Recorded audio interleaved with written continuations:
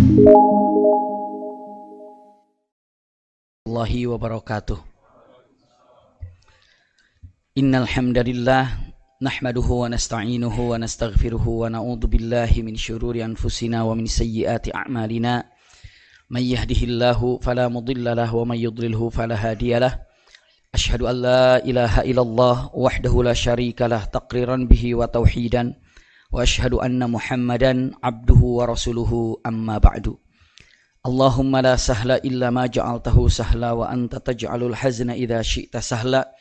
Allahumma inna nas'aluka hubbaka wa hubba man ahabbaka wa hubba amalin yuqarribuna ila hubbika birahmatika ya arhamar rahimin. Amin ya rabbal alamin.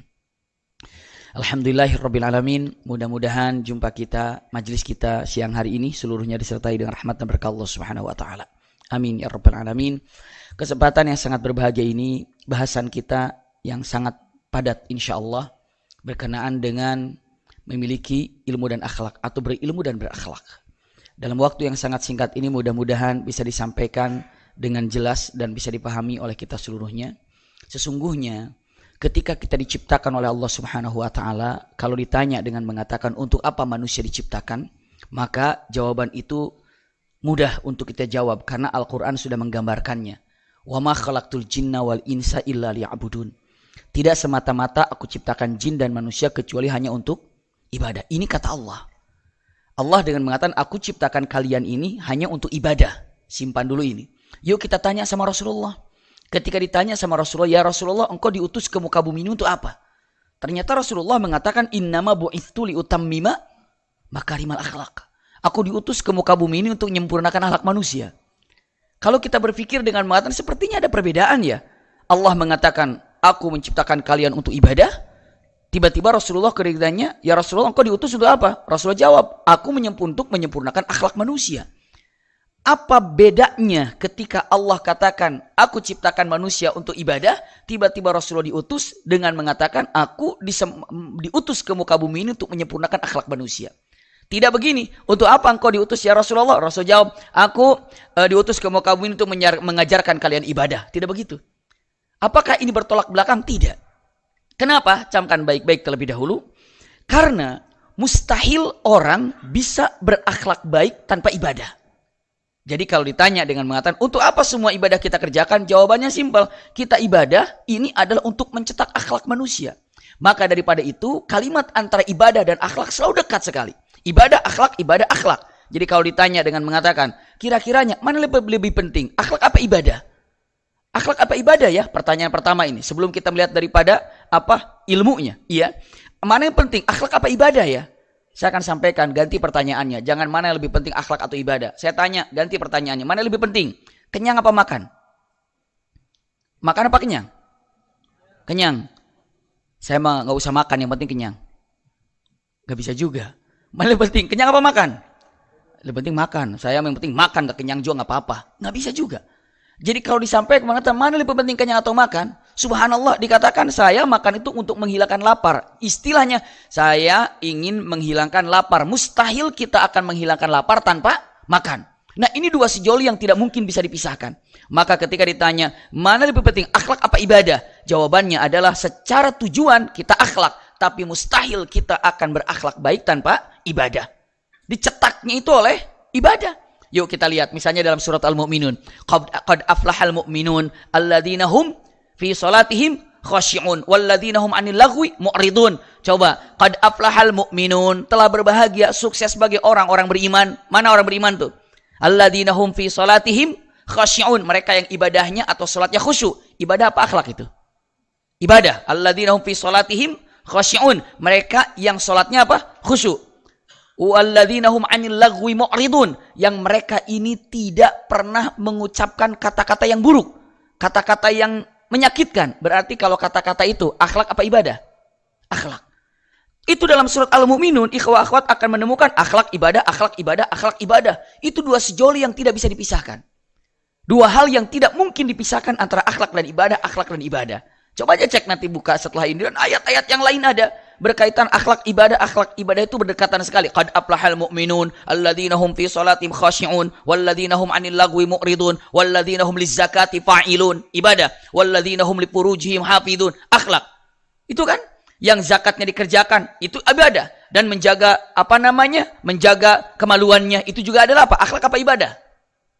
Ibadah. Akhlak itu. Menjaga kemaluan itu adalah akhlak. Jadi kalau kita lihat dalam Al-Quranul Karim, akhlak ibadah luar biasa. Jadi intinya, kita diciptakan untuk ibadah. Demi apa? Demi akhlak. Kalau gitu, saya yang penting berakhlak. Mustahil Anda bisa berakhlak mulia tanpa ibadah. Kalau gitu, saya mau ibadah. Mustahil Anda bisa ibadah tanpa ilmunya. Itulah mulai gabungkan antara ilmu, ibadah, akhlak. Sekarang, saya mau sholat tiba-tiba masuk ke tempat ini. Allahu Akbar. Colek sama temannya. Kamu langsung sholat ya? Nggak wudu? Emang perlu wudu ya? Bagaimana dia akan sah sholatnya nggak wudu? Apa alasannya? Nggak tahu. Nggak tahu apa? Ilmunya. Berarti kita cari ilmunya untuk takarrub kepada Allah dengan ibadah. Mustahil orang bisa ibadah tanpa ilmu. Ibadah pakai ilmu nggak kira-kira? Kalau mau haji, ada manasik apa itu? Ada. Mau zakat, ada caranya nggak? Mau sholat ada caranya enggak? Semua ibadah pakai ilmunya. Maka dengan tegas mengatakan, ingin ibadah pakai ilmu. Udah saya belajar bagaimana cara ibadah yang benar. Cara ibadah yang benar harus pas. Ikuti sunnah Rasul SAW. Harus ada ikhlasnya. Bayangkan kalau ibadah tanpa ilmu akan kacau. Dan tidak akan pernah diterima oleh Allah Subhanahu Wa Taala. Syarat ibadah saya harus tahu. Oh, ilmu ibadah, caranya ibadah tuh saya pertama adalah ikhlas. Yang kedua adalah mutaba'atis sunnah, mengikuti sunnah Rasulullah SAW. Kalau sudah begitu, pas diterima ibadahnya. Selanjutnya apa lagi? Hasil ibadah apa? Akhlak. Nah, kita lanjutkan sekarang.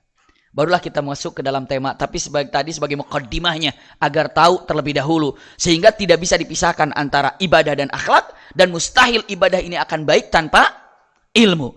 Ilmunya cari, lanjutkan ibadah, akhlaknya bagus.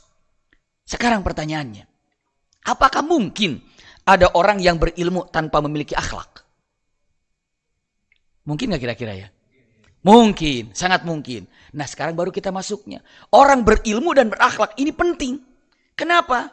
Kalau sekarang pertanyaan tadi saya tanyakan antara ibadah dan akhlak, saya tanya sekarang. Punten, mana lebih dahulukan kita pelajari? Akhlak dulu apa ilmu dulu ya kira-kira? Masya Allah luar biasa. Emang di sini sudah majelis taklim luar biasa. Kayaknya udah pengajiannya nih. Udah pada tahu semuanya. Kenapa? Akhlak dulu. Ayo siapa yang mau ngasih contoh? Mana akhlak duluan yang dipelajari sebelum ilmunya?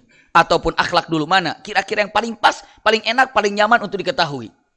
Paling gampang, saya tanya. Rasulullah diangkat jadi nabi dan rasul usia berapa tahun? 40 tahun. Usia Rasulullah semuanya berapa tahun? 63 tahun. 40 tahun diangkat jadi nabi dan rasul. Berarti kalau 63 tahun Rasulullah menjadi 63 tahun usianya diangkat jadi nabi dan rasul usia 40 tahun, masa kenabian berapa tahun berarti? 23. Oke, 23 tahun Rasulullah menjadi nabi dan rasul. Nah, dari 0 sampai 40 tahun itu Rasulullah jadi apa? Jawabannya adalah jadi orang yang sedang belajar akhlak. Masya Allah. 40 tahun belajar akhlaknya. 23 tahun jadi nabinya. Masa sih kalau ikhwah akhwat mempelajari sirah nabawiyah, Rasulullah itu belajar akhlak dari mulai bayi saat disusukan ke Halimatus Sa'diyah.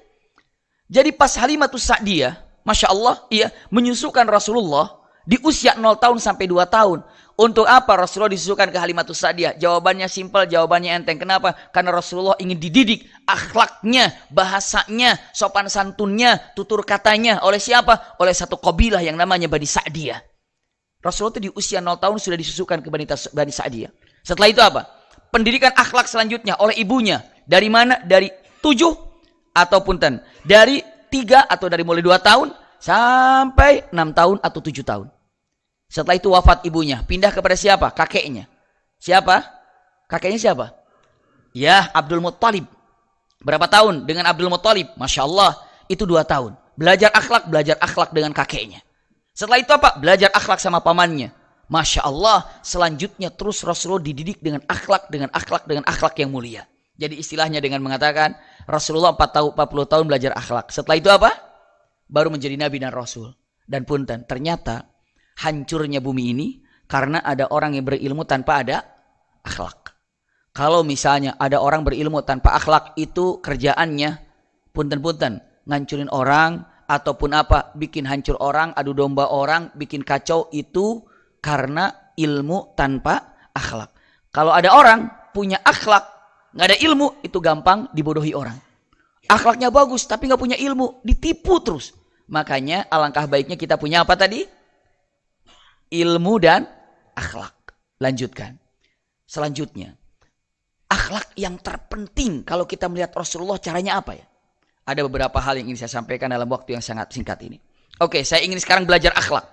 Kayak Rasulullah SAW, akhlak yang harus saya buang sehingga saya ini berakhlak mulia dalam kehidupan ini. Saya langsung saja. Akhlak yang harus kita buang yang tidak baik, maksudnya apa? Sifat yang buruk yang ada dalam jiwa ini. Yang pertama adalah, yang harus dibuang. Yang pertama adalah hasad. Kalau orang sudah ada hasad, udah mesti akhlaknya itu tidak bagus. Ilmu apapun yang dia miliki, ilmu apapun yang dia kuasai, kalau ada hasad dalam jiwanya, nggak pernah beres. Pertanyaannya, siapa yang pertama kali hasad yang hidup di bumi dan di luar bumi ini? Iblis. Iblis itu yang pertama kali hasad. Gara-gara apa hasadnya? Gara-gara apa coba? Gara-gara merasa lebih baik, iri kepada Adam. Ini punten, saya gambarkan 2 menit atau 3 menit. Pertama yang Allah ciptakan itu adalah malaikat. Setelah malaikat diciptakan oleh Allah, lalu Allah ciptakan apa? Iblis. Setelah iblis, Allah ciptakan jin. Lalu Allah katakan kepada jin, "Hai jin, kamu urus bumi ini, kamu atur bumi ini, kamu jadi khalifah di bumi ini." Jadi Adam itu bukan khalifah yang pertama, tapi yang pertama itu adalah jin. Jin, urus bumi ya. Jin, beresin bumi ya. Lalu jin dengan senangnya ngurusin bumi ini. Ternyata jin gak bisa beres. Dalam waktu yang hanya 1000 tahun saja berperang. Bukan hanya berperang, saling fitnah. Bukan hanya saling fitnah. Yang namanya perang ada korban, saling membunuh. Itulah kejadiannya. Allah katakan jin ini gak bisa jadi khalifah. Terus bagaimana? Usir. Turunlah malaikat ngusir jin. Jin minta maaf. Ya Allah, ampuni kami. Kalau engkau usir kami mau kemana? Kami sudah terlalu betah di bumi ini. Lalu Allah katakan, ya sudah, kamu tetap di bumi, tapi kamu tidak jadi khalifah. Kamu tetap di bumi, tapi kamu tidak jadi khalifah. Diterimalah oleh jin, baik. Setelah Allah perbaiki bumi ini, setelah hancur, diacak-acak oleh jin, setelah itu, iblis bilang, kayaknya aku jadi khalifah di bumi ini. Kenapa? Karena nggak ada lagi. Siapa lagi coba? Malaikat? Iblis? Jin? Jin udah nggak jadi khalifah. Aku kayaknya yang ngurus bumi ini. Wah, aku jadi khalifah di bumi ini. Santai, tenang, aku akan urus bumi ini. Tiba-tiba, inni ja'ilun fil ardi khalifah. Aku akan ciptakan di bumi ini khalifah. Maksudnya siapa di situ? Adam. Kata iblis, kenapa Adam? Apa hebatnya Adam? Apa jagonya Adam? Adam, kenapa mesti Adam? Punten, mulai ada iri dan hasad dari sifat iblis ini kepada siapa? Adam. Kenapa mesti Adam jadi khalifah? Karena aku lebih baik. Karena Adam, kenapa harus Adam? Punten, kalau ada orang hasad sebenarnya, camkan baik-baik, itu adalah dosa yang pertama kali yang ada dari makhluk Allah, itu adalah dosa hasad. Dan Rasulullah sudah hati-hati. Kata Rasulullah apa? Punten, kalau saya tanya sama ikhwah akhwat di sini, ikhwah akhwat pernah hasad apa enggak? Pernah iri enggak? Jangan bilang enggak pernah. Kenapa? Kalau bilang enggak pernah, karena apa? Karena Rasulullah sudah bilang dalam hadisnya, likulli qalbin lahu budratun minal hasad. Setiap hati, ulangi lagi, setiap hati punya benih yang namanya hasad. Punya benih hasad. Hanya benih itu ada yang tumbuh dan ada yang tidak tumbuh. Tapi kalau misalnya ada hasad, memang dalam hati kita ada hasadnya. Tapi ingat, ada yang tumbuh dan ada yang tidak tumbuh. Likulli qalbin lahu budratun minal hasad. Setiap hati ada benih tentang masalah hasad. Maka hati-hati. Iya, ada yang tumbuh dan ada yang tidak. Ini iblis ditumbuhkan. Tumbuh, na'udzubillah. Maka akhirnya apa? Hasad kepada Adam. Gara-gara hasad ini, setelah diperintahkan untuk menghormati Adam sujud, camkan baik-baik, iblis diperintahkan sujud itu bukan sujud ibadah, tapi sujud apa? Penghormatan. Dulu yang namanya hormat itu bukan cium tangan, bukan kecup kening, tapi dulu yang namanya hormat itu apa? Sujud. Dulu menghormati seseorang sujud. Kepada rajanya sujud. Kepada gurunya sujud dulu. Tapi dalam syariat Islam, la tarka' wa la tasjud illa lillah. tidak boleh ruku dan tidak boleh sujud kecuali hanya kepada siapa? Allah Subhanahu wa taala saja. Nah, ini usjudu li Adam fasajadu illa iblis. Iblis enggak mau sujud. Kenapa? Aba, menolak. Wastakbar, dia sombong. Nah, penyebab iblis sombong mula-mulanya dari hasad. Jadi, kalau para ulama mengatakan al-hasadu ya wal fakhr, artinya apa? Hasad, iri dan sombong itu korona itu dua sejoli yang tidak mungkin bisa dipisahkan. Ingat, kalau saya ingin mengatakan ini ilmu mantik, para ulama mengatakan kalau saya tanya biar tidak kecelek kita semuanya, kalau menurut ilmu kalam. Pasangannya siang apa? Pasangannya malam apa? Siang. Kalau lawannya siang apa? Berarti pasangannya apa lawannya? Nah ini dia. Ya. Kalau pasangannya siang cerah, pasangannya siang terang. Pasangannya malam gelap. Kalau lawannya siang malam. Nah itu dia. Jadi kadang-kadang kita jadi bingung ini. Ini siang tuh lawannya malam apa pasangannya malam siang ini. Kalau para ulama banyak mengatakan pasangan siang itu terang karena nggak mungkin bisa dipisahkan. Pasangannya malam itu adalah gelap. Nah, kalau dikatakan corona, pasangan yang mustahil untuk bisa dipisahkan. Bersatu di situ. Apabila dikatakan malam, berarti di situ adalah gelap. Apabila dikatakan es, berarti itu adalah dingin. Kalau di sana dikatakan api, berarti di situ adalah panas. Kalau di situ ada hasad, pasti sombong. Itu dia. Setiap orang yang sombong pasti hasad. Setiap orang yang hasad pasti sombong. Kenapa? Karena ini corona itu dua sejoli yang tidak mungkin bisa dipisahkan. Nah, yang pertama kali hasad, yang pertama kali sombong, itu adalah siapa? Iblis. Gara-gara apa? Mula-mulanya hasad dulu apa sombong dulu? Hasad. Hasad, kenapa dia? Apa hebatnya dia? Kenapa harus dia? Maka setelah itu sombong. Lalu mengatakan, kata-kata, aku lebih baik. Kalau ada orang, baik itu di kantor, baik itu sedang di mana, dia mana. Lalu mengatakan, kenapa dia, apa hebatnya dia, ya saya juga bisa begitu, saya lebih baik daripada dia. Itu adalah sudah yang namanya apa? Akhlak yang tidak baik. Ilmu apapun yang dia kuasai. Apakah dia punya ilmu. Waduh, ilmunya luar biasa. Perpustakaan sudah pindah semua kemari. Tapi kalau ada hasad dan ada sombong, tidak akan baik. Tidak akan baik. Siapapun orangnya tidak akan pernah dapat menjadikan sesuatu hal kebaikan dan kesempurnaan dalam kehidupannya. Ulangi lagi. Jadi apa sih yang membuat orang berilmu itu sehingga luntur akhlaknya dan tidak baik akhlaknya? Karena apa? Pertama, ada hasad dan ada sombong. Sampai Rasulullah SAW mengatakan, punten, awwalu man ulqiya binnar. Yang pertama kali dilemparkan ke api neraka. Au kamakal. Yang pertama dicemplungkan ke api neraka. Ternyata apa? Al-alim liyaqalil alim. Seorang yang berilmu ini dikatakan dirinya adalah orang berilmu.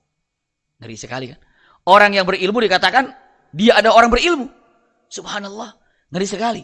Berapa banyak orang ingin mengatakan saya adalah orang berilmu, saya adalah tahu ilmunya. Punten-punten, sifat tawadhu itu tidak ada. Jadi kalau ada orang yang sombong, ternyata dalam hadis Rasulullah yang pertama kali dilemparkan ke api neraka adalah orang yang berilmu karena ingin dikatakan dia orang yang berilmu. Yang kedua apa? Orang yang berinfak, dermawan, tapi ingin dikatakan kalau dirinya adalah apa?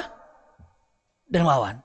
Yang ketiganya apa? Orang, punten-punten, qari, Quran, ingin dikatakan kalau dirinya adalah qari. Ngeri sekali itu. Dan itu tidak pernah tahu. Bisa jadi seseorang pembicara, misalnya saya, ketika saya berbicara, setelah itu apa? Ada orang yang, oh begitu, dalam hati saya mengatakan, saya bagus bicara ini. Saya bagus bicara ini. 0 pembicaraan kami. Kenapa? Nggak ada nilainya di hadapan Allah Subhanahu wa taala. Karena apa? Karena merasa paling berilmu daripada yang di depannya. Abu Bakar As-Siddiq begitu diangkat jadi pemimpin, khalifah setelah Rasulullah wafat, langsung jadi pemimpin. Sambutan pertama apa? Coba bayangkan kalau ikhwah akhwat ngelihat seseorang telah dipilih jadi pemimpin, setelah itu dia berbicara di depan masyarakat. Kira-kira sambutan pertamanya apa yang dia akan bilang? Mungkin terima kasih atas kepercayaan ini diberikan kepada saya. Abu Bakar tidak begitu. Apa bilang Abu Bakar? Abu Bakar mengatakan, ayuhan nas, inni wulitu alaikum walastu bi khairikum. Fa in ra'aitumuni ala haqqin fa'inuni. Wa in ra'aitumuni ala batinin fasaddiduni. Ati'uni ma atatullaha fikum. Fa in asaituhu fala ta'atan li alaikum. Masya Allah. Luar biasa. Kata-katanya, ayuhan nas, wahai seluruhnya yang hadir tempat ini. Sungguhnya, aku dipilih oleh kalian untuk jadi pemimpin. Bukan berarti aku ini orang yang terbaik di antara kalian. Saya juga kan? Saya berbicara di sini bukan berarti saya paling tahu di antara kalian. Tidak, Anda lebih tahu. Pastinya lebih banyak lagi ilmu yang didapatkannya. Tapi dengan mengatakan hanya diberikan kepercayaan saja untuk berbicara. Saya dijadikan pemimpin bukan berarti saya ini lebih baik daripada kalian. Itu kata Abu Bakar. Fa in ra'aitumuni ala haqqin fa'inuni. Jika Anda melihat aku dalam keadaan yang hak, aku berada di jalan yang benar, maka tolong aku, bantu aku untuk menegakkan kebenaran itu. Fa in ra'aitumuni ala batilin. Tapi jika engkau melihat aku dalam keadaan batil, maka fasaddiduni, maka peringati aku. Hentikan langkahku. Fasaddiduni ati'uni ma atatullaha fikum. Taatlah kalian kepadaku selagi aku taat kepada Allah. Fa in asaitu, apabila aku berbuat maksiat kepada Allah, fala ta'atan li alaikum. Engkau tidak wajib taat kepada aku. Subhanallah. Ini adalah sifat apa? Tidak ada kesombongan di dalamnya. Ulangi lagi. Yang pertama adalah, yang harus dihindari adalah langsung dua sifat. Apa tadi? Hasad dan sombong. Punten, saya gambarkan. Karena ini pengajian yang insya Allah ikhwah akhwat sudah terbiasa. Saya tidak terlalu cepat insya Allah bicara, tapi bisa ditangkap oleh seluruhnya. Lihat ikhwah akhwat yang berbahagia. Ternyata hasad ini adalah nau'un minal azab. Apa nau'un minal azab? Bagian daripada azab yang Allah berikan di dunia. Untuk siapa? Bisa jadi untuk orang beriman. Punten. Karena yang namanya azab itu ada di akhirat. Yang pertama adalah neraka. Yang kedua di kuburan. Di kuburan ada azab kubur. Yang ketiga di dunia. Di dunia itu orang kafir seperti kaum Ad, kaum Tsamud itu dihancurkan. Kelompok, perorangan, Namrud, Abrahah, Fir'aun, itu perorangan. Tapi ternyata ada semacam azab yang Allah berikan kepada orang beriman. Apa? Ketika dalam hatinya ada hasad. Coba, ketika ada orang diazab, hatinya tenang apa enggak kira-kira? Orang sedang diazab tuh hatinya enggak tenang. Lalu saya tanya, orang yang sedang hasad hatinya, tenang enggak hatinya kira-kira? Nggak pernah. Orang yang ada dalam hatinya hasad tidak pernah mendapatkan ketenangan di dalam hatinya. Maka sebenarnya orang hasad itu sedang diazab oleh Allah Subhanahu wa taala dengan hatinya. Orang iri itu orang hasad itu ngelihat, waduh udah punya motor, waduh udah itu, waduh beli ini, udah begitu. Dia capek sendiri, maka dia tidak akan pernah apa? Tidak pernah ada ketenangan dalam jiwanya. Kenapa? Karena dia sedang diazab oleh Allah. Mana azabnya? Jika Allah ingin mengadab seseorang di muka bumi ini dan dia seorang mukmin, punten, gampang. Bagaimana caranya? Taruh hasad dalam hatinya. Maka dia nggak pernah tenang. Nggak pernah tenang. Subhanallah. Tidak akan pernah tenang orang yang hasad ini. Maka dikatakan, al-hasadu na'un minal azab. Sesungguhnya hasad itu bagian daripada azab. Ingat, dua akhlak yang akan menghancurkan. Baru dua ini. Dua akhlak yang baru sampaikan, yang dapat menghancurkan orang yang punya ilmu apapun. Sehingga apa? Sehingga orang berilmu tanpa memiliki akhlak. Apa yang terjadi? Malah dengan ilmunya itu bukan merekatkan hubungan. Tapi malah apa? Mecahkan. Kenapa? Terpecah belahnya umat sebenarnya bukan dipecahkan sama orang-orang bodoh. Bukan. Tapi dipecahkan oleh orang-orang berilmu tanpa akhlak. Imma dia hasad, kok dia banyak ya yang dengerin ceramahnya. Misalnya, kok dia banyak ya pengikutnya. Misalnya, kok dia banyak ya yang mengikutinya. Misalnya, lalu coba dengan ada rasanya hasad bukan mendukungnya. Malah mencoba cari-cari kira-kira mana kesalahannya. Kira-kira mana kesalahannya. Apalagi zaman sekarang. Enak, ambil cuplikannya, YouTube-nya. Keluarin. Biar apa? Diadu dombakan. Na'udzubillah. Kenapa? Ini diantaranya ada kumpulan orang hasad. Yang paling parah lagi tidak senang melihat ulama bersatu. Tidak senang lihat ulama bersatu tuh nggak senang. Akhirnya apa? Ini ulama nih comot ceramahnya di sini, ini ceramahnya langsung diadukan dengan judulnya yang sangat mengerikan sekali. Taruh di situ. Akhirnya apa? Seakan-akan apa? Berseteru di antara duanya. Padahal makan bareng, tawaf bareng, dihaji bareng, di umroh bareng. Kenapa? Karena mereka ada orang yang hasad, iri dengan persatuannya ulama. Jujur, Rasulullah mengatakan, dabba ilaikum da'ul umamin qablikum al-hasad wal baghdha. Ini hadits sahih. Istilahnya gini, telah hancur umat terdahulu. Umat terdahulu tuh kata umat terdahulu, hancurnya umat terdahulu. Karena apa? Karena sudah ada sekelompok orang yang hasad dan penuh dengan kebencian. Ini orang yang berilmu setinggi apapun ilmunya, kalau sudah ada hasad, sudah sombong, tinggal tunggu apa yang akan dilakukan oleh orang tersebut untuk menghancurkan umat yang ada. Makanya tidak cukup dengan orang berilmu. Kenapa? Yang penting punya akhlak setelah memiliki ilmu. Semakin ilmunya tinggi, maka pernah mengatakan ilmu padi katanya kan? Semakin tinggi ilmunya semakin apa? Semakin merunduk. Isinya makin padat, makin merunduk. Kenapa? Karena memang berilmu. Bukan semakin banyak ilmu, semakin berdiri. Kenapa? Karena itu adalah kesombongan dan hasad. Dilanjutkan. Apalagi yang dapat menghancurkan umat di antara yang ada walaupun dia berilmu. Satu, apabila dia punya apa? Hasad dan sombong. Yang kedua apa? Saya ingin tanya dulu, hasad dan sombong itu siapa yang mencontohkannya? Siapa itu? Iblis. Qurana jami'an. Di mana hasad, di situ ada sombong. 3, punten. Penyakit. Bukan hanya penyakit, tapi apa ini? Ini akhlak yang gak bagus. Akhlak yang tidak bagus. Orang berilmu kadang-kadang berani melakukan kekeliruan akhlak yang tercela ini. Apa? Dusta. Bohong. Ilmunya luar biasa. Tapi enteng sekali. Tidak, nggak tahu, bukan begitu, salah, padahal hatinya punten tidak mengatakan begitu, berdusta dengan apa yang dilihatnya. Dan ini kadang-kadang mungkin bisa dikatakan orangnya berilmu, baru dari si ilmu apa dia mengerti, tapi bisa jadi dia berdusta dengan ucapan-ucapannya. Kadang-kadang begitu, nampak sudah jelas dia salah, tapi tetap berdusta. Ayat diselewengkan, firman Allah diselewengkan. Akhirnya apa? Dia dusta dengan apa yang ada. Dan ini adalah, punten, satu akhlak yang dapat menghancurkan umat yang ada. Kalau orang tidak berilmu terus dusta, kira-kira dianggap nggak kira-kira? Enggak. Orang berilmu dusta. Langsung. Dia berilmu, dia ngomongnya begini, dia bicaranya begini. Apalagi dia akan ayatnya. Pada pelintir-pelintir yang ada, orang akan tertipu dengan dustanya orang berilmu. Astagfirullah. Mengerikan sekali itu. Orang sudah berdusta, berilmu, waduh luar biasa. Mengerikan sekali. Nah, sekarang saya tanya, siapa yang pertama kali dusta? Siapa yang pertama kali bohong dari makhluk Allah? Jawabannya siapa? Jangan ragu, iblis juga. Jadi kalau kita bohong, itu mewarisi sifat iblis. Dan Adam tidak pernah mewarisi sifat itu. Adam tidak pernah mewarisi sifat itu. Tapi yang namanya bohong itu iblis yang pertama kali dusta. Bohongin siapa? Bohongin Adam. Waduh, cara bohong itu ngebungkusnya luar biasa. Kan Allah katakan kepada Adam dan Hawa, apa kalimatnya? Kalimatnya wahai wa kula haitsu syi'tuma ragada. Hei Adam, Hawa, uskun anta wa zaujukal jannah. Kamu dan istrimu tinggal di sorga. Dan makan minumlah sesukamu yang ada di sorga ini. Tapi ingat ya, kata Allah, wala taqraba hadhihi syajarah. Jangan kau dekati pohon ini. Apa bohongnya iblis? Datang iblis. Adam, Hawa tahu enggak? Kenapa Allah larang makan pohon ini, buah ini?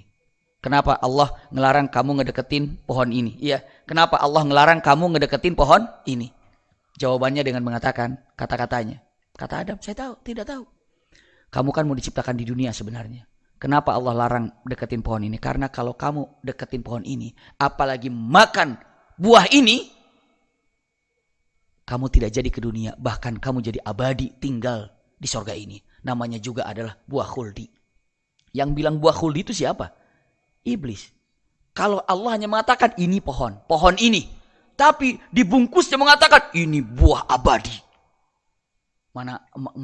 Pokoknya kalau sesuatu yang dibikin sesuatu yang wah, yang bagus padahal isinya buruk, itu memang gaya iblis sudah begitu, rayuannya. Buah abadi. Masya Allah. Lalu Adam, ini buah abadi ya. Dimakannya oleh Adam. Maka keluarlah. Sebelumnya saya gambarkan lagi. Ternyata dusta ini adalah sifat daripada siapa? Iblis. Dan ternyata kalau saya tanya, di antara 3 ini, pernah nggak di antara kita hasad? Jawabannya, pernah. Pernah nggak kita sombong? Pernah. Pernah nggak kita bohong? Pernah juga. Kayaknya ini semuanya pernah semua kita lakukan di antara 3 ini. Selanjutnya 4. Ini kalau tadi 2 sejolinya hasad dan apa tadi? Dan sombong. Nah kalau bohong sama apa? Bohong sama apa barengannya? Dan tidak bisa dipisahkan. Bohong biasanya barengnya sama inad atau anid. Apa anid itu? Bandel. Nggak mau berubah dengan bohongnya itu. Nggak mau berubah. Ada nggak orang sudah mengatakan ini begini, terus dikatakan lagi sama orang-orang lebih berilmu lagi. Nggak, kamu tuh salah. Maksudnya begini. Masih aja. Nggak, kamu yang nggak paham. Aku begini. Ada nggak orang yang kekeh dengan pendapat bohongnya itu? Ada nggak kayak begitu tuh? Ada. Makanya bohong itu nempelnya sama bandel. Jadi dia ini akan bela mati-matian kebohongan dia dengan berbagai macam alasan. Sekarang coba aja, baik di radio atau di televisi. Ada nggak? Kayaknya dia paham kalau dirinya salah. Tapi nggak mau salah, malah ngebela. Cari sana, cari sini, alasan sana, alasan sini. Ada nggak kira-kira kayak begitu tuh? Banyak. Nah itu orang yang dusta, pasti sifatnya bandel. Kenapa? Nggak mau berubah. Dan membela terhadap kebohongannya itu. Hati-hati. Kenapa? Ilmu apapun yang dia miliki, kalau sudah bohong, biasanya dia ini ada sombongnya, lalu ada hasadnya, nggak mau mengakui kesalahannya. Kekeh dia pegang. Ini contoh dulu nih, ada satu kisah yang luar biasa. Ini perumpamaan saja. Ibu atau ikhwah akhwat tinggal cek saja. Jadi ada 2 orang adik kakak keluar dari masjid. Begitu keluar dari masjid, melihat di atas pohon, di atas genteng itu ada binatang, tapi karena masih subuh nggak kelihatan. Cuma bentuknya aja hitam. Kata abangnya, "Dek, itu apa, Dek ya?" Kata adiknya, "Ini kayaknya bang, kalau menurut saya sih burung sih." Kata abangnya, "Kalau kata saya sih kucing. Karena kucing ada, mungkin nggak kucing di genteng? Mungkin." Kata abangnya, "Itu kucing loh, Dek." Kata adiknya, "Kalau saya sih bukan kucing. Kalau saya itu burung sih bang. Burung gagak kalau segede itu." "Enggak, itu kucing." Kekeh dua-duanya. Akhirnya sepakat kita tunggu sampai matahari terbit biar apa? Biar jelas mana yang salah yang benar. Sudah mulai matahari terbit kelihatan paruh. Paruhnya kelihatan, ada sayapnya. Kata adiknya, "Tuh kan bang, lihat ada paruhnya, ada sayapnya." Apa kata abangnya? "Kamu Dek, kamu nggak tahu sih, kucing juga punya paruh ada. Bahkan kucing juga banyak sekarang yang punya sayap." Tuh, udah tahu salah, kekeh dia bela aja gitu kesalahannya. Adiknya bilang, "Mana ada bang, kamu nggak tahu. Tunggu aja bang, sampai nanti matahari benar-benar terbit. Begitu matahari terbit, lempar, terbang." Begitu terbang, kata adiknya, "Loh kan, terbang kan? Itu burung." Apa abangnya bilang, "Kamu baru tahu ya." Ternyata kamu baru tahu. Kenapa? Kamu belum tahu kan? Sebenarnya kucing juga banyak yang bisa terbang. Itu saking apanya itu? Saking apanya tuh? Saking bandelnya. Nah, kalau sudah begitu, itu adalah sifat yang sangat menggerugikan. Bagi siapa? Bagi orang berilmu. Tolong cek sekarang ini, baru 4 saya gambarkan. Orang berilmu tanpa memiliki akhlak, hancur bumi ini. Di antara siapa yang merusak orang berilmu? 1, apabila dia punya berilmu tapi hasad kerjaannya, hancur ilmunya dan menghancurkan orang yang ada. Apabila orang yang berilmu tapi sombongnya luar biasa, maka hancur dirinya, hancur umatnya. Atau apa yang mengikutinya. Yang ketiga, apabila ada orang berilmu tapi hobinya bohong terus, apa yang dikatakan? Kalau dia bohong terus berarti apa? Naudzubillah, dirinya hancur, yang mengikuti juga hancur. Lalu keempatnya, baru saya dikatakan apa? Kalau dia ini bandel, tidak mau memperbaikinya, demikian adanya. Selanjutnya, keberapa sekarang? Kelima. Ulangi lagi, 2 sejoli yang dipasangkan tadi nggak bisa dipisahkan. 1 apa? Hasad dan sombong. Yang kedua apa? Bohong dan bandel. Ini insya Allah 4-4-nya kita bebas, jauh buang-buang sampai hari ini, nggak usah datangin lagi. Kelima apa? Kelima ini orang yang berilmu tapi memiliki akhlak yang nomor 5 dan nomor 6 ini juga bahaya. Apa? Nomor 5 ini toma. Toma ini apa? Rakus. Berilmu tapi rakus, bahaya. Rakusnya itu bukan rakus tentang keilmuannya, tapi apa? Rakus tentang dunianya, mengerikan sekali. Orang berilmu tapi rakus.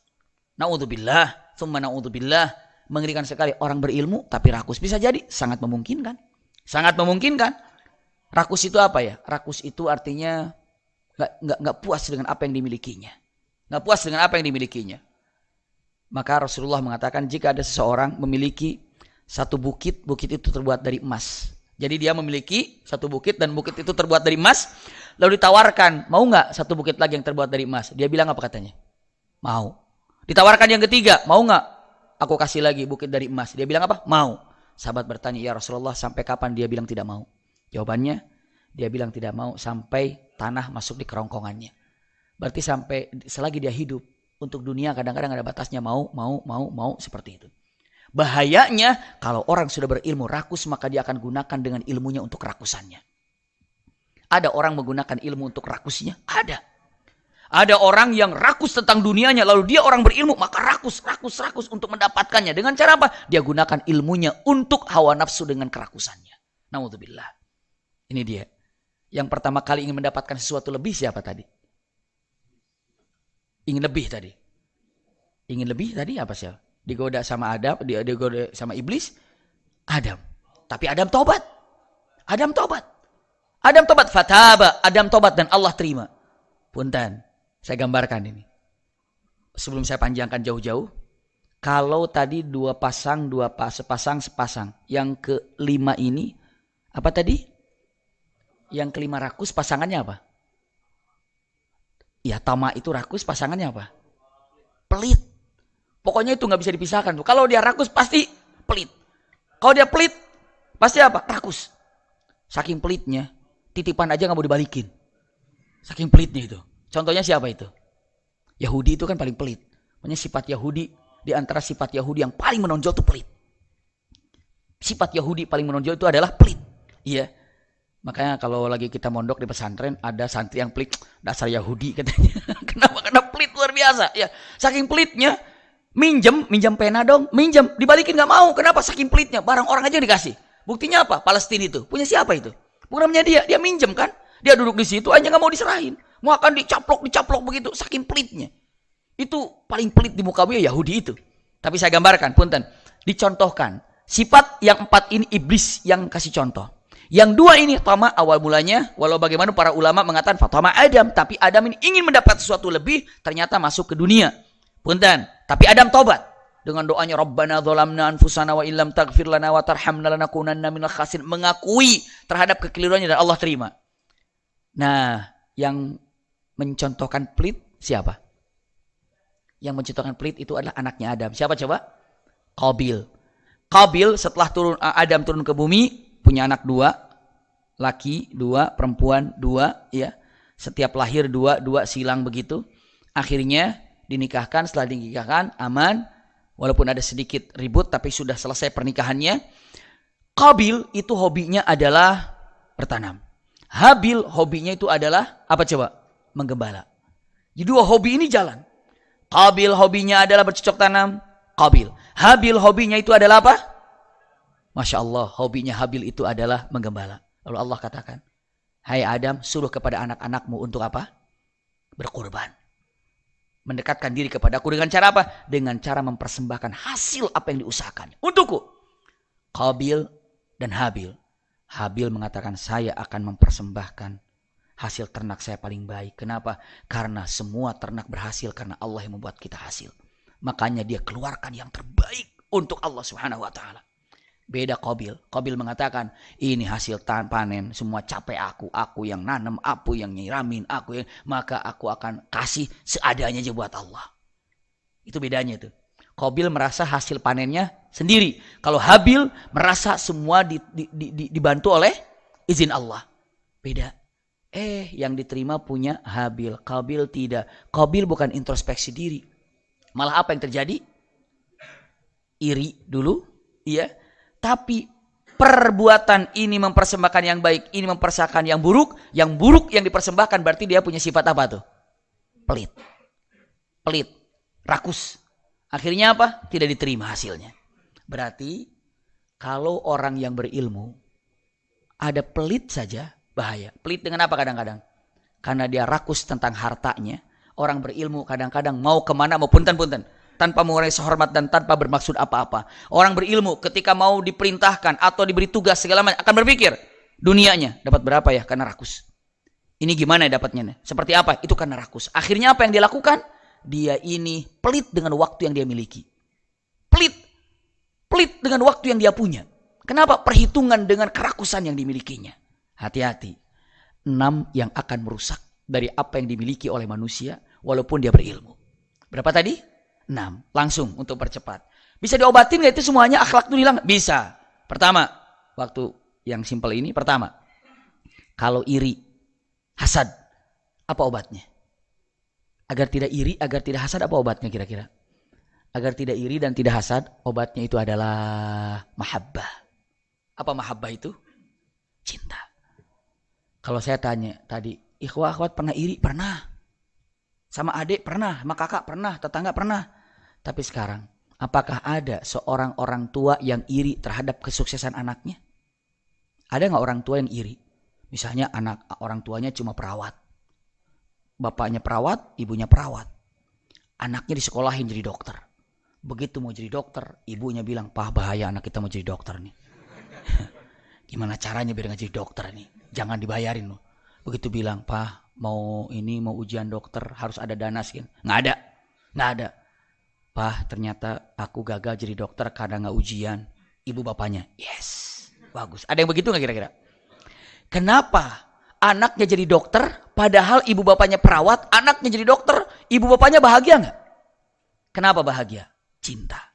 Yang susah sekarang ini kita punya rasa cinta kepada teman kita yang sukses, kepada teman kita yang berhasil.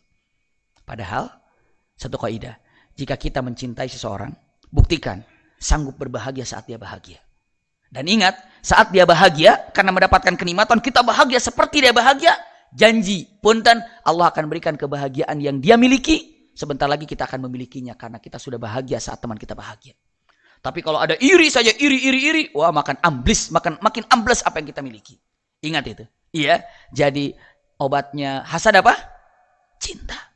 Coba kalau kita cinta sama teman, dia sukses, bahagia segala macam. Begitu motor baru, alhamdulillah ya Allah, teman saya punya motor baru, sebentar lagi dia beli motor baru. Alhamdulillah teman saya sudah punya rumah baru, insya Allah dia punya rumah baru sebentar lagi, karena sudah bahagia. Wih temannya punya motor bagus, wih teman punya motor baru ya, paling kredit. Ntar 7 bulan juga nggak sanggup dia bayar, paling dijual lagi. Dia berharap demikian, bukan mengatakan sanggup, bukan kasih tasjih segala macamnya. Iya. Tapi hal seperti itu yang kadang-kadang ada dalam hati kita. Iri itu buang jauh-jauh, karena itu penyakit utama. Kalau sombong apa? Tawadhu.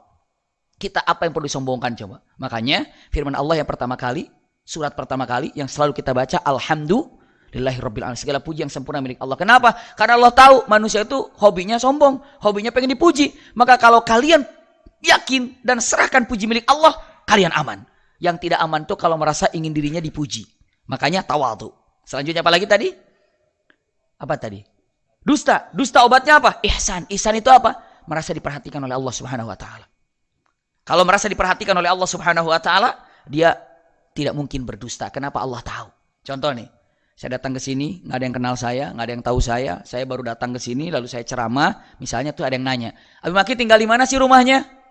Karena nggak ada yang kenal, nggak ada yang tahu sama saya bilang, sebetulnya saya bukan tinggal di Indonesia, saya rumah tuh di Singapura, ada apartemen 2. Di Malaysia juga ada sih, cuma 3 apartemen saya. Tapi saya seringnya di Jerman tinggalnya. Iya. Kadang-kadang Jerman, kadang-kadang saya ke ke Amerika gitu. Tapi lamanya sih saya di Indonesia paling 2 hari, berangkat lagi 2 hari. Saya berani bohong. Kenapa? Nggak ada yang kenal saya. 1 orang aja di depan saya yang saya kenal, dia tahu saya, nggak mungkin saya bohong. Sekali saya bohong, langsung Habib Maki meruyung juga. Tinggalnya ngaku-ngaku di Jerman misalnya. Saya nggak berani bohong ketika ada di antara ikhwah kenal saya. Dan sekarang apakah ada yang tidak dikenal oleh Allah Subhanahu wa taala? Allah tahu siapa kita, masa berani bohong? Jadi bagaimana saya tidak mau bohong, tidak bohong, merasa diperhatikan oleh Allah Subhanahu wa taala. Selanjutnya apa tadi? Setelah dusta apa? Bandel. Kalau bandel pakai apa? Suhbah soleh. Ini penting. Teman-teman yang baik, teman-teman yang soleh. Seperti ini nih. Seperti ini. Coba ini ngariung semua teman-teman di sini. Pas sholat isya atau pas sholat duhur, yang lain qobliyah semua. Ini qobliyah. Dia nggak pernah qobliyah, tapi teman-temannya qobliyah, dia berdiri nggak? Diri. Kenapa? Nggak enak sama temennya. Lumayan jadi apa? Jauh ke bawah baik. Kenapa? Suhbah solihah. Itu akan membawa kita menjadi kebaikan. Selanjutnya, apa tadi? Rakus. Kalau rakus itu punten qanaah. Qanaah itu apa? Belajar dengan alhamdulillah saya cukup dengan apa yang saya miliki. Qanaah. Sifat-sifatnya begitu. Selanjutnya terakhir apa? Pelit. Kalau pelit, ajarkan dengan sedekah. Sedikit-sedikit sedekah, belajar sedekah. Minimal ada sedekah rutin saja. Setiap Jumat di sini misalnya, kan di sini pakai Jumat juga kan? Setiap Jumat saya harus mengeluarkan sekian nominalnya. Setiap Jumat saya harus keluarkan sekian. Itu coba disiplinkan diri, istiqomah. Seperti itu. Kenapa? Dengan seperti itu, insya Allah yang namanya pelit itu akan sirna dan sirna. Jadi ini kalimat yang singkat bisa saya sampaikan antara ataupun memiliki ilmu dan akhlak. Ya, ilmu yang sudah kita miliki jangan disia-siakan karena akhlak kita yang kurang bagus. Hindari 6 akhlak yang tidak baik ini. Karena apa? Karena ini dapat menghancurkan orang yang memiliki ilmu dan dapat menghancurkan orang-orang yang senang terhadap orang yang berilmu. Karena apa? 6 daripada sifat yang ada yang bisa saya sampaikan. Mudah-mudahan ada manfaatnya. Mohon maaf tidak ada yang jawab karena jam 1 tadi gambarkan. Mudah-mudahan insyaallah semuanya bermanfaat. Sekali lagi jazakumullah khair. Ala husni istima'ikum lakum minni al-hubbu wa du'a. Wassalamualaikum warahmatullahi wabarakatuh. Subhanakallahumma bihamdika asyhadu an la ilaha illa anta astaghfiruka wa atubu ilaik. Jazakallah khairan kepada Ustaz karena waktu telah menunjukkan